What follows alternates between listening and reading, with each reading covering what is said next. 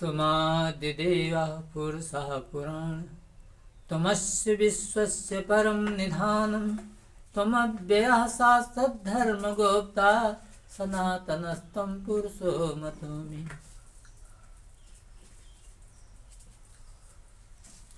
द्रौपदी सौभाग्य रक्षा।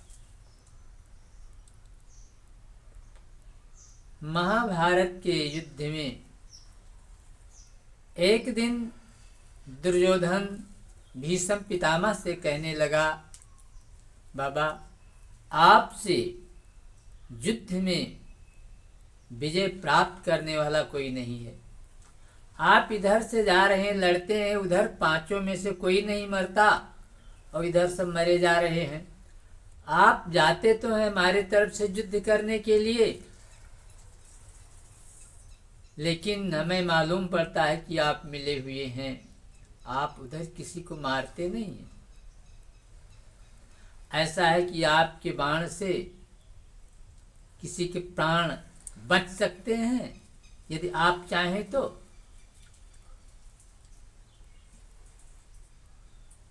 भीष्म पितामह ने प्रतिज्ञा किया कि आज पांचों में से किसी न किसी को अवश्य से मार डालूंगा, जो सामने आएगा उसे मार डालूंगा, मैं प्रतिज्ञा कर रहा हूं। इधर दुर्योधन से कहा 4 बजे प्रातः भानुमति को हमारे पास भेज देना, मैं पूजा से उठूंगा, उसके बाद में उन्हें आशीर्वाद दे दूंगा सौभाग्य रक्षा के लिए। फिर दुर्योधन तुम्हें मारने वाला कोई नहीं रह जाएगा, विश्व की शक्ति कोई नहीं है कि जो तुम्हें मार सके। ये चुपके से दुर्योधन को बताया कि भानुमति को भेज देना, और ये तो ऐलान कर दिया कि मैं अवश्य काल पांचों पांडवों में से किसी न किसी को मारूंगा। 4 हो जाएंगे, 5 की संख्या समाप्त हो जाएगी। ऐसा सुन करके पांचों पांडवों में शोक छा गया, क्योंकि भीष्म पितामह से सभी डरते थे। एक तो बलवान, बुद्धिमान और फिर भगवान के अनन्य भक्त भी थे, अखंड ब्रह्मचारी थे। तो सभी सोच रहे हैं कि सभी सोचते हैं पता नहीं, भीम सोचते हैं हमारा ही नंबर लग जाए, हमें ही मार डाले। अर्जुन सोचते हैं ऐसा ना हो हमारा ही नंबर लग जाए।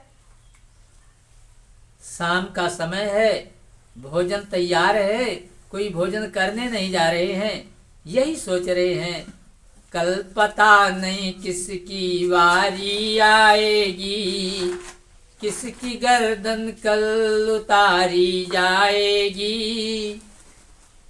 पता नहीं भीष्म पितामह के बाण से काल किसकी मृत्यु हो जाए। भोजन करने नहीं उठते। भगवान कृष्ण ने समझाया कि मरना कल है, आज ही मर जाओगे, कल देखा जाएगा, आज तो भोजन करो। किसी तरीके से भोजन करवाए, भगवान के कहने से जाते हैं, थोड़ा थोड़ा सब भोजन किया। जिसको कल मरना है उसे भूख कहाँ लग सकती है। सबको लिटा दिया। भगवान कृष्णचंद्र के नींद नहीं आई, करवट बदल रहे हैं। 3 बजे ही रात्रि में पहुंचते हैं द्रौपदी के महल में। दरवाजा खटखटाया, बहन द्रौपदी सो रही हो। द्रौपदी ने कहा, प्रभु जिसका सुबह सुहाग लुट जाना हो, हाथ की चूड़ियां तोड़ देनी पड़नी हो, मांग का सिंदूर धो देना पड़े, ऐसे नारी को कहीं नींद लग सकती है। भगवान कृष्ण ने कहा, बहन द्रौपदी 16 श्रृंगार करो, जल्दी जल्दी श्रृंगार करके तैयार हो जाओ, मेरे साथ में चलना है। द्रौपदी सोच रही है, घनश्याम कहते हैं 16 श्रृंगार करो और मेरे साथ चलो, जबकि सुबह मुझे विधवा होना है। लेकिन भगवान की आज्ञा का पालन किया, तुरंत जल्दी जल्दी अपना श्रृंगार करने लगी। श्रृंगार करके निकलती हैं। भगवान मार्ग में समझा रहे हैं, बहन द्रौपदी अरे पहले परिचय की बात न हो, फिर सारा कार्य पूर्ण कर दो। यतिवर बाबा के चरणों में जाकर अपना मस्तक रख दो। यही समझा रहे हैं कि धीरे से चलना और वहां जाकर के भीष्म पितामह के चरणों में सर रख देना, कुछ बोलना नहीं। थोड़ी दूर जाते हैं, भगवान कृष्ण ने कहा, बहन द्रौपदी चप्पल निकाल दो। चप्पल द्रौपदी निकालती है, कन्हैया तुरंत पीतांबर की साड़ी पहना, घूंघट बनाया बड़ा सा, हाथ में चप्पल लिया और मुरली को कमर में छिपा लिया। नई नवेली दुल्हन बन करके पीछे पीछे चल रहे हैं। एक हाथ कमर पर है, एक हाथ ऊपर किए हुए हैं चप्पल लिए, और मटकते हुए नाचते हुए द्रौपदी के पीछे पीछे जा रहे हैं। भीष्म पितामह ने द्वारपालों से कहा था कि 4 बजे प्रातः भानुमति आएंगी तो उन्हें अंदर आने देना। द्वारपाल देख रहे हैं कि दासी की चाल देखो, ऐसा चाल तो मैंने जीवन में देखा नहीं। कन्हैया के चाल पर मुग्ध हो गए, समझे कि ये आगे महारानी जा रही है भानुमति और पीछे उनकी दासी जा रही है। ऐसा चाल तो मैंने जीवन में देखा नहीं जैसा दासी जा रही है। चाल पर मुग्ध होकर और दासी की चाल को ही देखते थे। तो अंदर जब प्रवेश करते हैं, इशारा दिया द्रौपदी को कन्हैया ने कि जा करके देखो भीष्म पितामह बैठे हुए हैं आसन पर, चरणों में सर रख दो। तो प्रातः की बेला में बाबा भीष्म की लगी समाधि थी, मन हर चरणों में लीन रहा, उस जगह न कोई उपाधि थी। तो द्रौपदी ने जाकर सर टेका, चरणों में भीष्म पितामह के, चरणों में कौन पड़ा देखूं, बाबा भीष्म एकदम चौंके। समाधिस्थ थे, ध्यान में थे। भीष्म पितामह द्रौपदी ने जाकर के उनके चरणों में सर रख दिया। सोच रही है ड्योढ़ी में कन्हैया नई नवेली दुल्हन बने हुए बैठे हुए हैं कि कन्हैया तो है ही। जब समाधि टूटी तो देख रहे हैं भीष्म पितामह कि देखा एक सधवा नारी है, चरणों में शीश झुकाती है, तन की रंगी साड़ी उसकी सधवापन को बतलाती है। आशीर्वाद मुख से निकला, सौभाग्यवती होए बेटी, हाथों से तेरे मेहंदी की ना रंग कभी छूटे बेटी। द्रौपदी उठ नहीं रही है, चरणों को पकड़े हुए हैं। बाबा सोचते हैं कि मानो भानुमति और आशीर्वाद चाह रही है। वो तो समझ रहे हैं कि मैंने भानुमति को बुलाया था, भानुमति ही है। फिर आशीर्वाद देते हैं कि सौभाग्य तुम्हारा अटल रहे, सौभाग्य तुम्हारा अटल रहे, सिंदूर से मांग न खाली हो, एक आशीर्वाद और ले जा तू वीर कुमारों वाली हो। अब तो द्रौपदी उठती है और धीरे से घूंघट सरकाया। तब तो बोली श्री द्रौपदी जी, बाबा ये क्या फरमाते हैं, कल और आज कुछ और कहा, आप सत्यवादी कहलाते हैं। कल आपने प्रतिज्ञा किया है हमारे पतियों को मारने के लिए, आज आपने इतना आशीर्वाद दिया। और ध्यान दीजिएगा कि 5 पतियों में से मेरे घर एक भी मारा जाएगा, तो आशीर्वाद आपका ये क्या झूठा नहीं कहाएगा। 5 पति एक को मारे जाएंगे तो आपका आशीर्वाद ये असत्य हो जाएगा, झूठा हो जाएगा, झूठ हो जाएगा, आप झूठा बोलेंगे।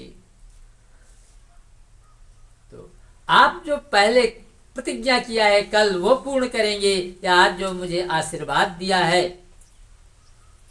इससे पूर्ण करेंगे।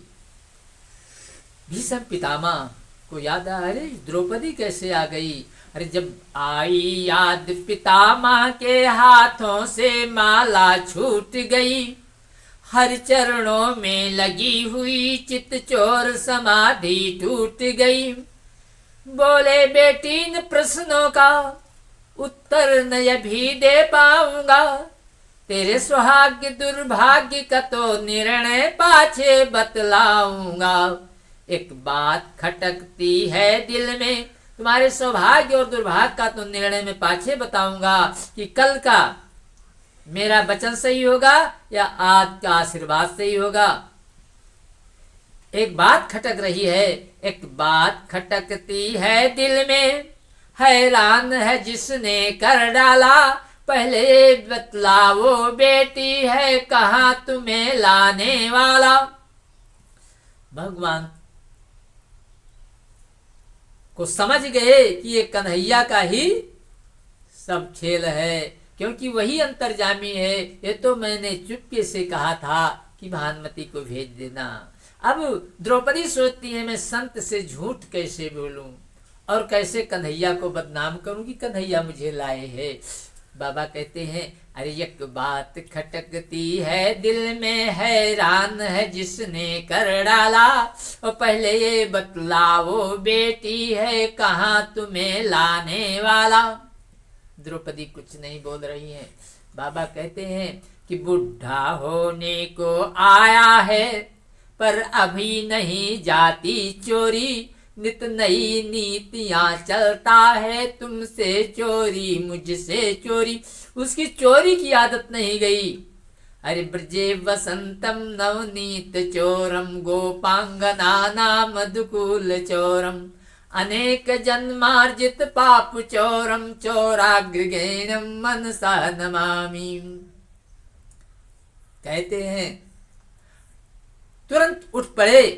इतना कह करके अरे जा करके देखा ड्योढ़ी में, जा करके देखा ड्योढ़ी में, ड्योढ़ी का दृश्य निराला था, पीतांबर का घूंघट कोड़े बैठा वो बंसुरी वाला था, कि पीतांबर का घूंघट ओढ़े बैठा वो बंसुरी वाला था।